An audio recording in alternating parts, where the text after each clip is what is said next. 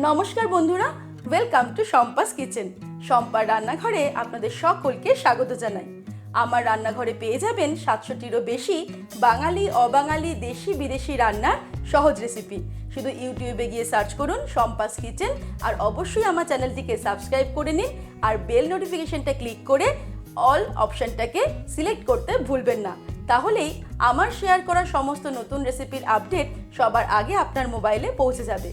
তাহলে চলুন দেখে নিই আজকে আপনাদের জন্য কী রেসিপি নিয়ে এসেছি আর সেটা কত সহজে তৈরি করছি।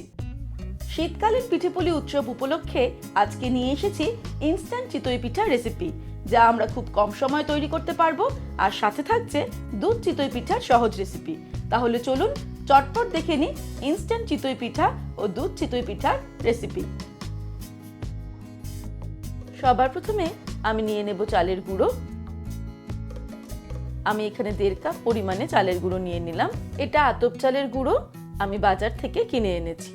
চালের গুঁড়োর মধ্যে অ্যাড করে দেব 1/2 টিস্পুন পরিমাণে নুন, আপনারা স্বাদ অনুসারে দেবেন। এবারে এই একই কাপের 1.25 কাপ পরিমাণে উষ্ণ গরম জল এর মধ্যে আমি দিয়ে দিচ্ছি। জলটা কিন্তু এতটাই উষ্ণ, তার মধ্যে খুব সহজে হাতটা ডুবানো যাবে। এবারে আমি হাত দিয়ে ভালো করে চালের গুঁড়োটাকে মেখে নিচ্ছি। তারপর এটাকে ঢাকা দিয়ে রেখে দেব 15 মিনিট। 15 মিনিট পর ফিরে আসছি। 15 মিনিট হয়ে গেছে। এবারে আমি এর মধ্যে আবারও কিছুটা উষ্ণ গরম জল অ্যাড করে আমরা চিতই পিঠের ব্যাটারটা তৈরি করে নেব।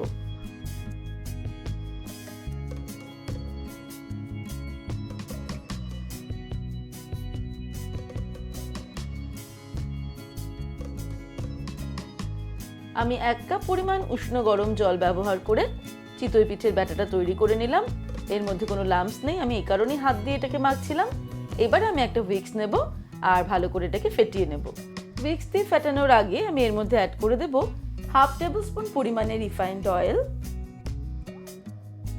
আর দিয়ে দিচ্ছি 1 টিস্পুন পরিমাণে বেকিং পাউডার। এবারে উইক্স দিয়ে ভালো করে এটাকে ফেটিয়েও নেব, আর এই তেল আর বেকিং পাউডারটা ব্যাটারের মধ্যে মিশিয়ে নেব।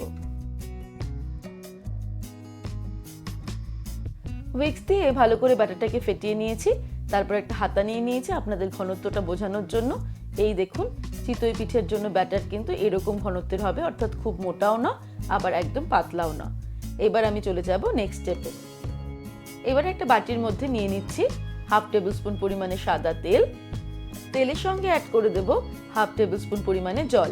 এবার এটাকে মিশিয়ে নেব, আর তারপর আমরা যে সাজে চিতই পিঠেগুলো তৈরি করব সেই সাজটাকে এই মিশ্রণটা দিয়ে গ্রিস করব ভালো করে। মিডিয়াম টু হাই ফ্লেমে প্রথমে আমি চিতই পিঠের সাজটাকে ভালো মতো গরম করে নিয়েছি। তারপর ফ্লেমটাকে কমিয়ে দিয়ে এর মধ্যে আমি ব্যাটারটাকে ঢেলে দেব।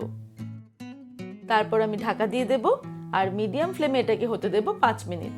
5 মিনিট পর ফিরে আসছি। এই দেখুন, 5 মিনিটেই আমাদের পিঠেগুলো একদম রেডি হয়ে গেছে। এবার কত সহজে আমি একটা স্পুনের সাহায্যে এগুলোকে একটা প্লেটের মধ্যে তুলে নিচ্ছি। এবারে গরম গরম চিতই পিঠে আমি নলেন গুড়ের সঙ্গে সার্ভ করে দেব।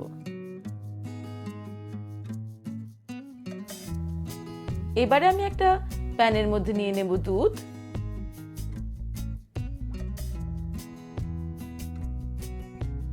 আমি 3 কাপ পরিমাণে ফুল ফ্যাট মিল্ক এখানে নিয়ে নিলাম।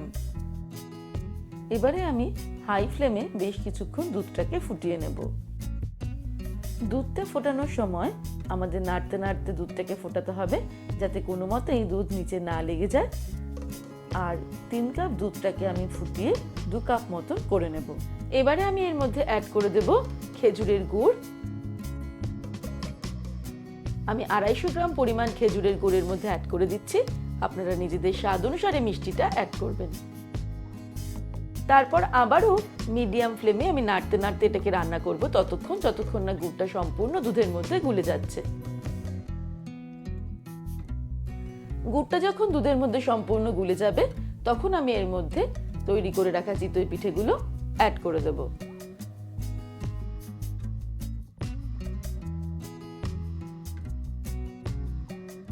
এবারে এই চিতই পিঠেগুলো অ্যাড করে দেওয়ার পর আমি মিডিয়াম ফ্লেমে 5 মিনিট এটাকে ফুটিয়ে নেব।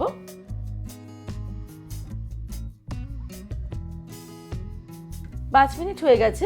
আমি পিঠেগুলোকে 5 মিনিট ফুটিয়ে নিয়েছি। এবার আমি ওভেনটাকে অফ করে দিচ্ছি। তারপর এটাকে ঢাকা দিয়ে রেখে দেব 2-3 ঘন্টা। ততক্ষণে পিঠেগুলো ঠান্ডাও হয়ে যাবে আর দুধটাকে অ্যাবজর্ব করে এগুলো ফুলে উঠবে, রসালো হয়ে উঠবে। তৈরি হয়ে গেল খুব সহজে ইনস্ট্যান্ট চিতই পিঠা ও তা দিয়ে দুধ চিতই পিঠা। এবারে আপনারাও চটপট বাড়িতে বানিয়ে ফেলুন আর এবারে শীতকালীন পিঠেপুলি উৎসব পরিবারের সকলের সঙ্গে উপভোগ করুন। তাহলে দর্শক বন্ধুরা, আজকের এই রেসিপি আপনাদের কেমন লাগলো আমাকে ভিডিওর নিচে কমেন্ট সেকশনে কমেন্ট করে জানাবেন। ভালো লাগলে লাইক করার অনুরোধ রইল আর বন্ধুদের সঙ্গে কিন্তু অবশ্যই শেয়ার করুন। ভালো থাকবেন, সুস্থ থাকবেন। আমি আবার হাজির হব নতুন নতুন রেসিপির সঙ্গে। নমস্কার।